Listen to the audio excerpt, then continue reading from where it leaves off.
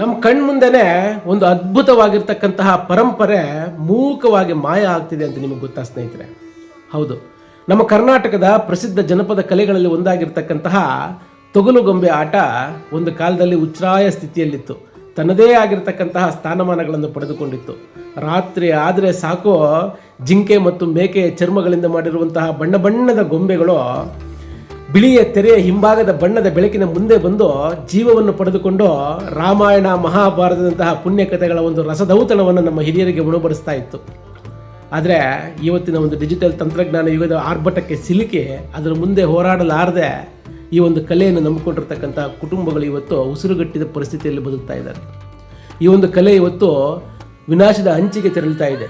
ದಯವಿಟ್ಟು ಈ ಒಂದು ಕಲೆ ಇತಿಹಾಸದ ಪುಟಗಳಿಗೆ ಸೇರುವ ಮುನ್ನವೇ ನಾವು ಎಚ್ಚೆತ್ತುಕೊಂಡು ಇಂತಹ ಪ್ರಸಿದ್ಧವಾದ ಪುರಾತನವಾಗಿರುವಂತಹ ನಮ್ಮ ಸಂಸ್ಕೃತಿ, ನಮ್ಮ ಪರಂಪರೆ, ಪ್ರಾಚೀನ ಕಲೆಯನ್ನು ಉಳಿಸೋಣ, ಬೆಳೆಸೋಣ.